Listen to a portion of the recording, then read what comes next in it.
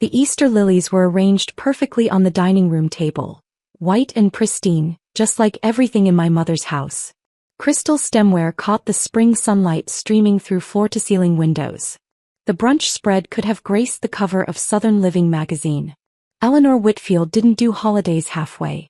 She did them with military precision and a credit card that never seemed to have a limit. I sat at my usual spot, the corner seat closest to the kitchen, farthest from the conversation. My sister Charlotte held court at the head of the table opposite Mom, showing off her new Cartier watch and talking about her latest real estate closing. Her husband Brad nodded along, performing the role of supportive spouse with practiced ease. My Aunt Patricia and Uncle George were there too, along with my cousin Melissa, a trifecta of relatives who'd spent my entire life comparing me unfavorably to Charlotte. "Sophie, honey, is that the same dress you wore to Christmas?" Mom asked, her smile sharp as a paper cut. "I told you I could help you find something nicer." It wasn't the same dress. But correcting her would only extend the humiliation. "Leave her alone, Eleanor," Dad said quietly from his end of the table. He was the only one who ever defended me, though his defenses were always soft and easily overruled. Mom waved him off like a persistent fly and turned back to Charlotte. "Tell everyone about the Hamptons house, darling. The one you're listing for $12 million. I reached for my mimosa and prepared for another holiday of invisibility. Growing up Whitfield meant understanding the family hierarchy before you could spell your own name. Charlotte was the golden child. Born first, born beautiful, born with the innate understanding that the world would bend to her will. I came 4 years later, an afterthought with mousy brown hair and a tendency to read books in the corner instead of charming guests. Mom had already invested everything in Charlotte. I was just there. The differences were catalogued from birth. Charlotte's baby book was a leather-bound album with professional photographs and detailed milestones. Mine was a drugstore notebook half-filled. Charlotte's first words, first steps, first everything were celebrated with parties and phone trees. Mine were noted with absent nods and, "That's nice, honey." Charlotte got the debutante ball, the sorority connections, the internship at the prestigious real estate firm. I got hand-me-down expectations and the constant reminder that I'd never measure up. "Why can't you be more like your sister?" became the question that defined my childhood. The worst part was that Charlotte wasn't even cruel on purpose. She was simply oblivious, so secure in her position that she never noticed the damage her shadow caused. She'd say things like, "Sophie, you're so brave to wear that," or, "I admire how you don't care what people think," without any awareness of the devastation in her words. Mom was different. Mom was deliberate. Eleanor Whitfield had built her identity around being the mother of a success story. When Charlotte graduated summa cum laude, Mom threw a party. When I graduated with honors, not summa, just regular honors, Mom forgot to order the cake. "It slipped my mind," she said when I asked. There was so much going on with Charlotte's grad school applications. Charlotte wasn't even applying to grad school that year. She was too busy being perfect without additional credentials. When Charlotte's real estate career took off, Mom framed her first big commission check and hung it in the living room. When I started my own business, a small financial consulting firm, Mom asked if I was sure I wouldn't rather get a real job. The business was my rebellion and my salvation. Whitfield Financial Consulting started in my studio apartment with a laptop and a desperate need to prove that I could build something without the family name attached. I'd always been good with numbers. Where Charlotte saw properties and potential, I saw patterns and possibilities. I could look at a business's books and tell you within 10 minutes where they were bleeding money. I could build financial models that predicted market shifts 6 months before they happened. Within 5 years, Whitfield Financial had grown from a one-woman operation to a boutique firm with 12 employees and a client list that included 3 Fortune 500 companies. My annual revenue had crossed $4 million. My personal net worth was approaching $8 million. And my family had no idea. I'd kept everything deliberately modest. Same car I'd driven for 7 years. Same apartment, though I'd bought the building 2 years ago. Same thrift store fashion sense that Mom loved to critique.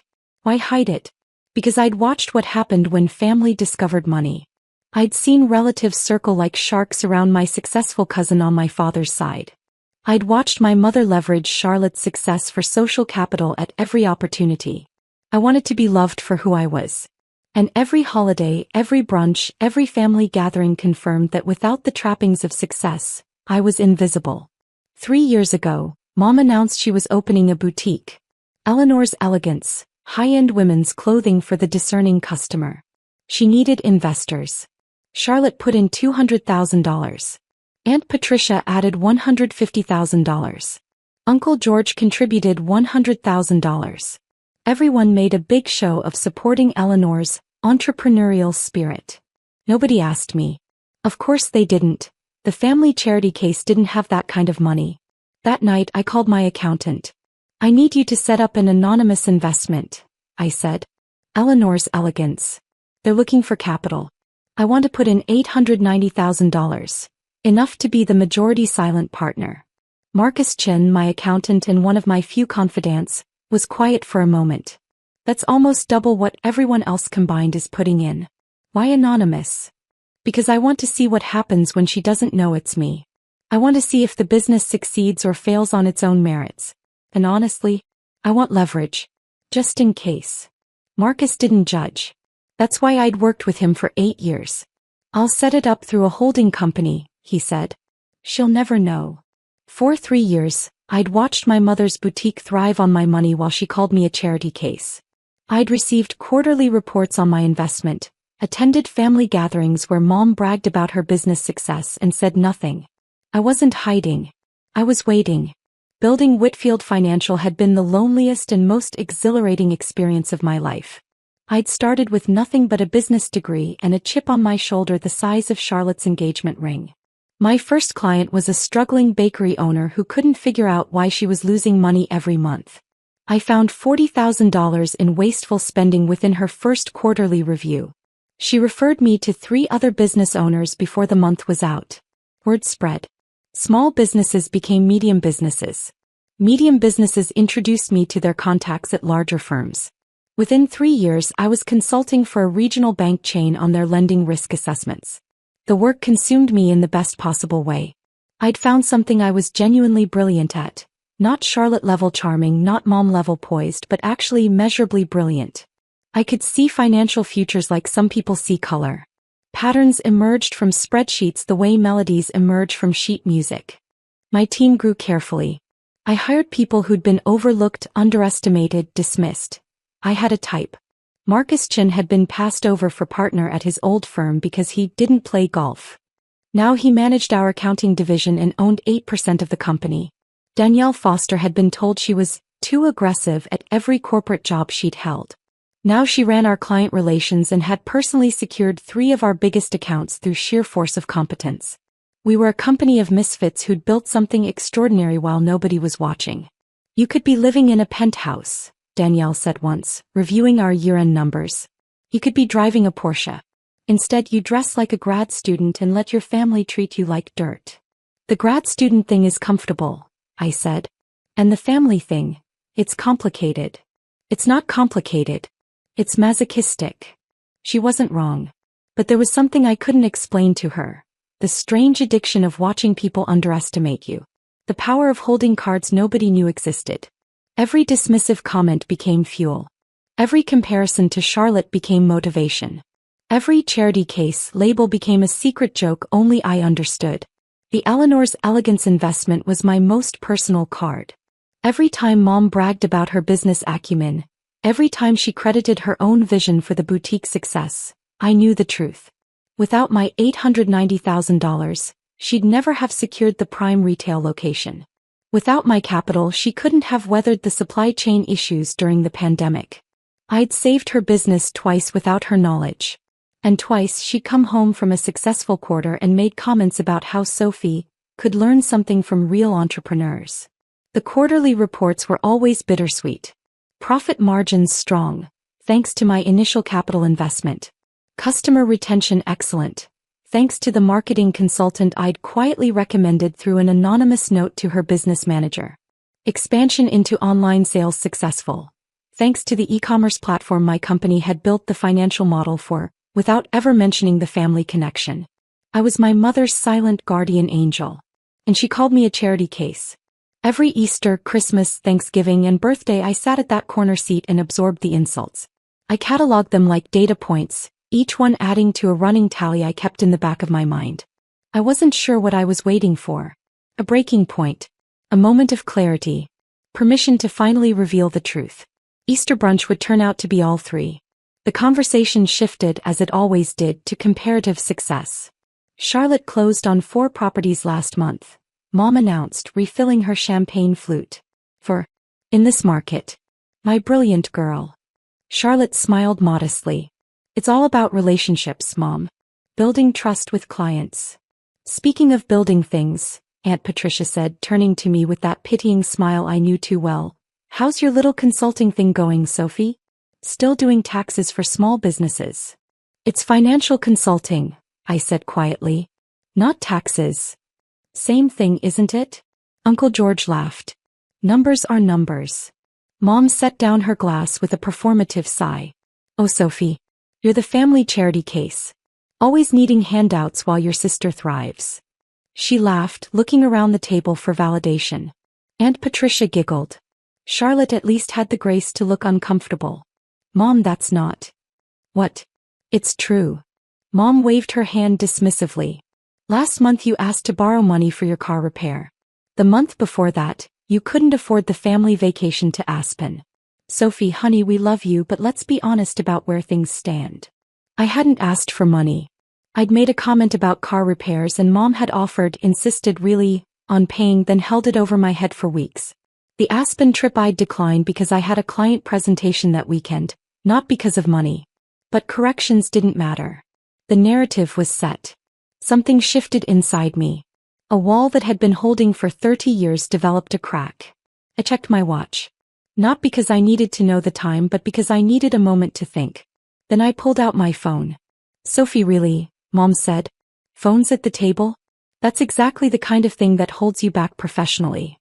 I typed a text to Marcus. Withdraw silent partnership from Eleanor's elegance. All of it. Effective immediately. I pressed send. 30 seconds later, Mom's business phone started buzzing in her purse. Mom frowned at the interruption, pulling out her phone with obvious irritation. It's the boutique's accountant, she muttered. On Easter Sunday. This better be important.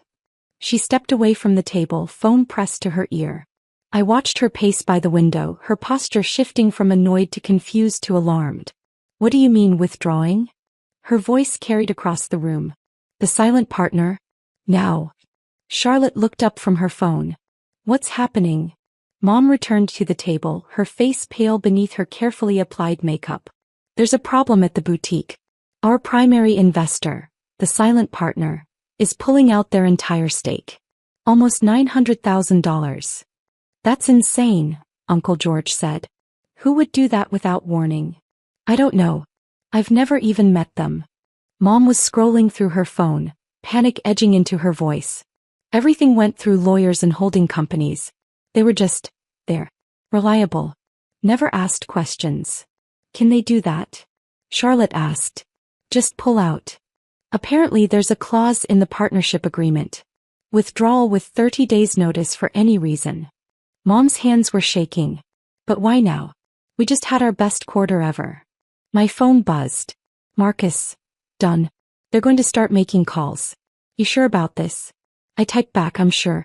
Dad was watching me with an expression I couldn't quite read. He'd always been more observant than the others. Maybe he sensed something was off. Eleanor, he said quietly, how much of the business does this silent partner own? 63%. Mom's voice cracked. They're the majority stakeholder. Aunt Patricia gasped. You let someone own 63% of your business without knowing who they are? The money was good. The terms were favorable. They never interfered. Mom was fully panicking now. Charlotte, call your lawyer. Uncle George, you know people in finance. I know people in finance, I said quietly. Everyone turned to look at me. Mom actually laughed. Sophie, honey, this isn't a small business tax problem. This is serious money. I know exactly how serious it is. I set down my mimosa. The withdrawing investor is Cypress Holdings LLC. It's a shell company registered in Delaware, managed through a law firm in Manhattan. Mom stared at me. How do you know that? Because I created Cypress Holdings LLC. 3 years ago. To invest in your boutique. The silence that followed was absolute. Even the birds outside seemed to stop singing. Charlotte's mouth fell open. Uncle George froze with his fork halfway to his mouth. Aunt Patricia made a small choking sound. Mom shook her head slowly. That's not possible. You don't have that kind of money. You're the family charity case? I finished. Yes. You've mentioned that. Multiple times. For multiple years. While I've been secretly funding your entire business. Sophie. Dad's voice was thick. Is this true? I pulled out my phone and opened my portfolio app. Whitfield Financial Consulting. That's my company. Not a little consulting thing. A boutique firm with 12 employees, $4.2 million in annual revenue, and a client list that includes regional banks and Fortune 500 companies. I slid the phone across the table to my mother. Current valuation, $12 million. My personal net worth is just over $8 million. Mom picked up the phone with trembling hands. She scrolled through the screens, the company website, the financial statements, the press mentions. Her face cycled through disbelief, confusion, and something that might have been fear. This can't be right. She looked up at me with wild eyes. You live in that tiny apartment. You drive that old car. You wear clothes from Target. I own that apartment building, I said calmly. All 6 units. The car is a choice, I like it. And there's nothing wrong with Target. But why? Charlotte's voice was barely a whisper. Why would you hide this? I turned to my sister, the one I'd spent my whole life being compared to, always unfavorably. Because I wanted to know if anyone would value me without the money. Without the success. Without the achievements to wave around. I gestured at the elegant dining room. I spent 30 years watching this family measure worth in dollars and square footage. I wanted to see what I was worth to you when I had neither. And? Dad asked quietly. And I was worth nothing. The words came out flat, factual. Every family gathering I was ignored or insulted. Every achievement I mentioned was dismissed. Every time I tried to participate I was pushed to the corner. Literally. I pointed at my seat. The kids' spot. I'm 34 years old and you still seat me at the kids' end of the table. Mom found her voice. Sophie, that's not, we didn't mean. You called me a charity case 15 minutes ago. My voice was steady. In front of everyone. You laughed about it. Aunt Patricia giggled. Nobody defended me except Dad, and even he just asked you to leave me alone. Like I'm an annoyance to be tolerated, not a person to be valued. The tears in my mother's eyes might have moved me once. Today they just looked like performance. I invested $890,000 in your boutique, I continued. I saved your business during the pandemic when your cash flow collapsed. I recommended consultants who improved your profit margins by 23%. I did all of that anonymously because I knew that if you found out it was me, you'd find a way to minimize it. To credit yourself. To explain why it didn't really count. Sophie, please. Mom's voice cracked. You can't withdraw that money. The business will collapse.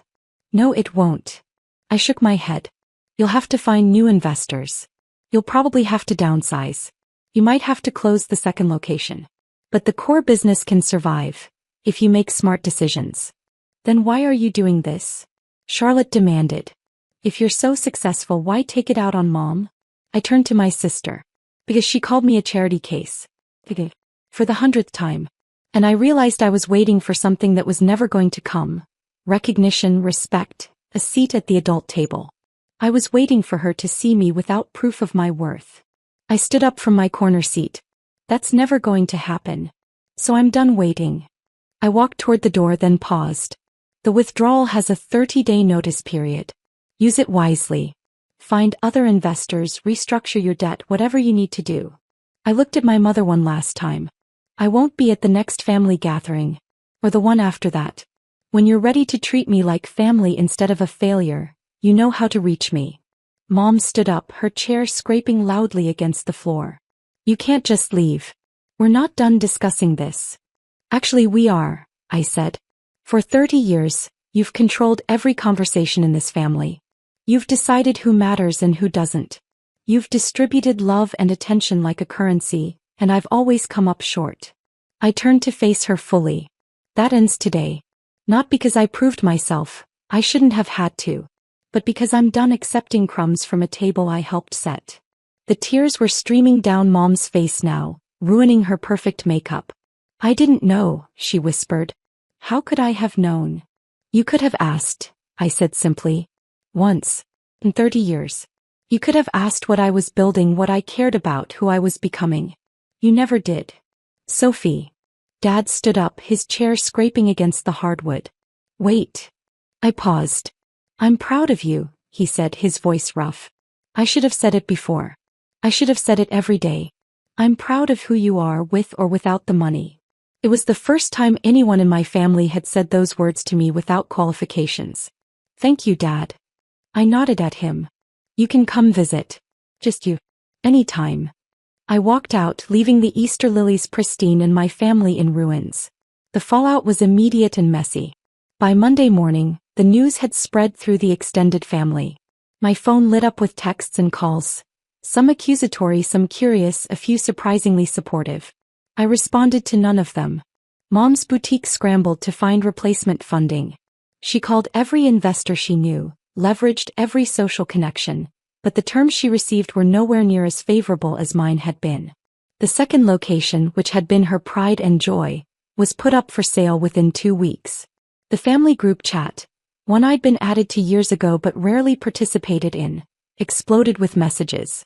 Some family members defended Mom, calling me ungrateful and vindictive. Others, surprisingly, started sharing their own stories of being overlooked or dismissed. Cousin Rachel, who I barely knew, sent a private message. I always thought you got treated unfairly at holidays. Glad someone finally said something. Charlotte called me once. I let it go to voicemail. Sophie, this is a lot. I don't even know what to say. I'm sorry if I ever made you feel less than. I didn't realize. A long pause. That's not an excuse. I should have realized. I should have seen what was happening. Can we talk? Please. I saved the message but didn't respond. Not yet. Aunt Patricia predictably took Mom's side. She sent a lengthy email about family loyalty and Christian forgiveness that I deleted without reading past the first paragraph. She then proceeded to call Dad repeatedly, demanding he talk sense into that girl. Dad, to his credit, told her to mind her own business. Uncle George surprisingly reached out with something approaching respect. I had no idea you'd built something like that, his text read. I'd love to learn more about your business sometime. No family drama, just genuine curiosity. I told him I'd think about it. The business press picked up the story, not the family drama but the Whitfield financial angle. Hidden gem. How one financial consultant built an $8 million fortune working from a studio apartment. The irony of the coverage wasn't lost on me. The same narrative that had made me invisible in my family, the modest living, the quiet work, became the hook that made my story interesting to the outside world. My actual team celebrated with champagne when they saw the article. Finally, Danielle said, raising her glass. The world knows what we've known for years. Does it feel good? Marcus asked me later when the others had gone home. The reveal. I thought about it. It feels necessary. Whether it feels good. I'm still figuring that out. Mom texted 3 times. The first was angry. How could you do this to your own mother? The second was pleading. The boutique is everything to me. Please reconsider. The third was just 2 words. I'm sorry. I didn't respond to any of them. Not because I was being cruel, but because I knew that responding now would undo everything. She needed to sit with the consequences. We all did.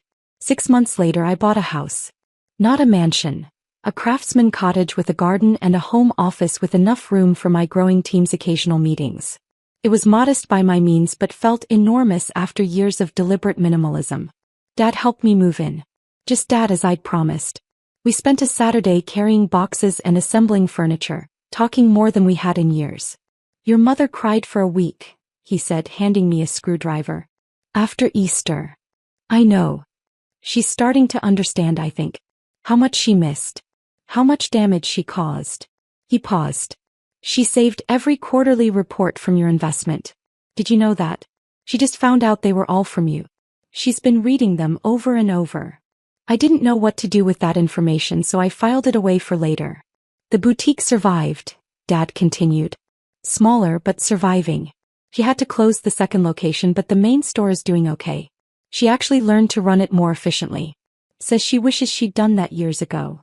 Good, I said. And I meant it. I'd never wanted to destroy her business, just to stop being destroyed by her indifference. Charlotte reached out again 3 months after Easter. A real letter this time, handwritten and hesitant. She apologized for years of passive cruelty, for never noticing my struggles, for accepting the family narrative without question. She asked if we could start over, not as the golden child and the disappointment, but as sisters.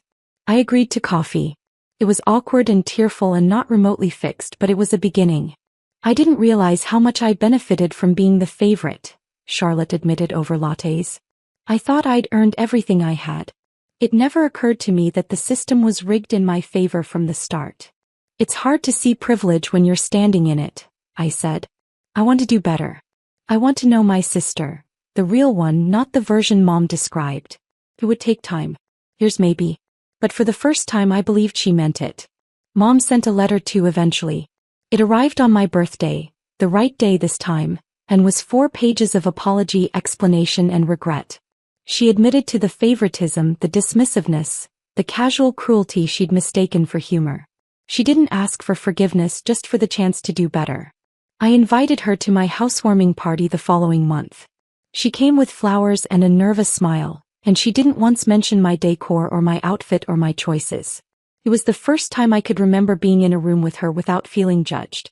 "Your garden is beautiful," she said at one point, looking out at the roses I'd planted. "I didn't know you liked gardening." "There's a lot you don't know about me," I said. It wasn't an accusation, just a fact.